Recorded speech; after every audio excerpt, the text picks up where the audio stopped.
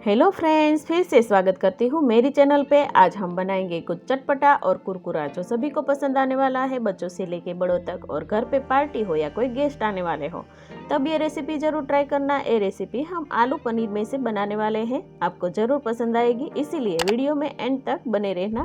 मैंने इस रेसिपी का नाम आलू पनीर नेस्ट रखा है। तो फिर चलिए शुरू करते हैं रेसिपी कैसे बनाते हैं। इसे बनाने के लिए मैंने यहाँ पर 4 मीडियम साइज के उबले हुए आलू को मैश करके लिया है। अब मैंने 200 ग्राम पनीर को ग्रेट करके लिया है और 1 कप जितना मटर जिसे मैंने पहले से ही बॉईल करके रखा था उसे ऐड करेंगे और 1 कप हरा लहसुन को चॉप करके लिया है। साथ में 1 कप धनिया पत्ती ली है और 1 नंग कैप्सिकम को बारीक चॉप करके लिया है। अब ऐड करेंगे 3-4 नंग कटी हुई हरी मिर्च, आधा चम्मच अदरक की पेस्ट, आधा चम्मच लाल मिर्च पाउडर, आधा चम्मच हल्दी पाउडर, आधा चम्मच धनिया पाउडर, आधा चम्मच गरम मसाला और आधा चम्मच चाट मसाला। सभी को अच्छे से मिक्स करना है। अब लास्ट में स्वाद के अकॉर्डिंग नमक ऐड करेंगे। नमक हम लास्ट में ही डालेंगे। अब सभी को फिर से अच्छे से मिक्स कर देना है। ये मसाला बहुत ही टेस्टी और चटपटा बनेगा, खुशबू भी बहुत ही अच्छी आएगी। अब हमारा आलू पनीर मसाला एकदम से रेडी है। अब क्या करेंगे, आलू पनीर में से थोड़ा सा पोर्शन लेकर एक गोला बनाकर इस तरह से कटोरी जैसा शेप देना है। आप देख सकते हैं कि मैंने यहाँ पर एक कटोरी जैसा शेप दे दिया है जो बहुत ही बढ़िया दिखता है। इस तरह से सभी कटोरी को रेडी कर लेंगे। आप इसे आसानी से बना के रेडी कर सकते हैं। अब दूसरे बाउल में फिर से 200 ग्राम पनीर लेंगे। पनीर को ग्रेट करके ही लेना है। साथ में हम डालेंगे आधा चम्मच मरी पाउडर, 1 बड़ी चम्मच चावल का आटा ऐड करेंगे और साथ में स्वाद के अकॉर्डिंग नमक ऐड करेंगे। अब सभी चीज़ों को अच्छे से मिक्स करना है। अब क्या करेंगे, उसमें से भी थोड़ा सा पोर्शन लेकर एक बॉल्स रेडी करेंगे जो एकदम आसान है। अब सारे के सारे पनीर के बॉल्स बना करके रेडी है। अब जो हमने आलू पनीर की कटोरी रेडी करके रखी थी उस कटोरी के ऊपर थोड़ा सा मैदा स्प्रिंकल कर लेंगे। अब एक बाउल में मैंने यहाँ पर 1 कप मैदा लिया है और उसमें थोड़ा थोड़ा पानी ऐड करके एक स्लेरी जैसा बैटर रेडी करने वाली हूँ। ना ज्यादा थिक और ना ज्यादा पतला, ऐसा स्मूथ सा बैटर रेडी करने वाली हूँ।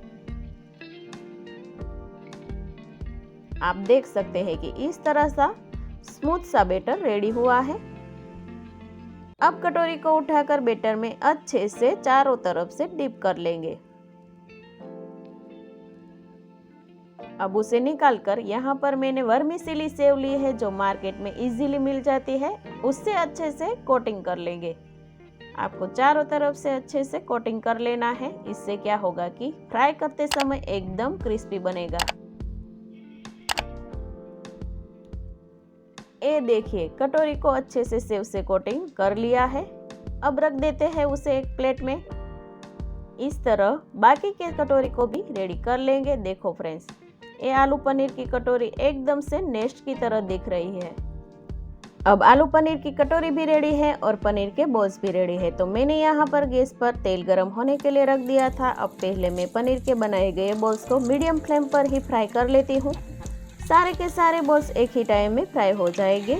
लगभग इसे फ्राई करने में 1 मिनट का टाइम लगेगा। पनीर के बॉल्स गोल्डन ब्राउन कलर के हो जाए तब तक फ्राई करेंगे। आप देख सकते हैं कि पनीर के बॉल्स गोल्डन ब्राउन कलर के हो गए हैं, तो उसे निकाल देते हैं एक प्लेट में। अब आलू पनीर की कटोरी जो रेडी करके रखी थी उसे भी मीडियम फ्लेम पर ही फ्राई कर लेंगे। एकदम केयरफुली अलटते पलटते आलू पनीर की कटोरी फ्राई करेंगे। याद रखना, हाई फ्लेम पर फ्राई नहीं करना है वरना कटोरी जल सकती है। लगभग 2 मिनट का टाइम लगेगा कटोरी को फ्राई करने में। एकदम खस्ता और कुरकुरा हो जाए तब तक कटोरी को फ्राई करना है।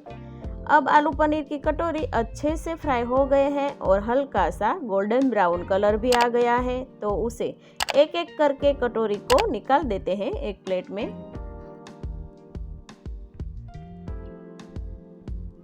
एकदम खस्ता कुरकुरा और चटपटा आलू पनीर नेस्ट रेडी हो गया है। उसे सर्व कर लेते हैं। अब उसके ऊपर थोड़ी सी सेजवान चटनी डालेंगे, उससे उसका टेस्ट बहुत ही अच्छा आएगा। ऊपर से थोड़ा सा हरा धनिया पत्ती रखेंगे और उसके ऊपर पनीर के बॉल्स रख देंगे और लास्ट में साइड में पुदीना पत्ती से गार्निश कर लेंगे। तो रेडी है आलू पनीर नेस्ट की रेसिपी, जो देखने में तो सुंदर है लेकिन खाने में तो बहुत ही स्वादिष्ट है। उसे मैंने मायोनीज और केचप के साथ सर्व किया है। आपको मेरी रेसिपी कैसी लगी है कमेंट करके ज़रूर बताना। अगर मेरी रेसिपी आपको पसंद आई हो तो मेरी चैनल को लाइक, शेयर और सब्सक्राइब करना ना भूलना। साथ में बेल आइकन को भी प्रेस करना ना भूलना, ताकि मेरी आने वाली रेसिपी की नोटिफिकेशन आपको मिलती रहे। तो फ्रेंड्स, फिर मिलते हैं एक हेल्दी और नई रेसिपी के साथ। तब तक के लिए bye bye, take care and thanks for watching.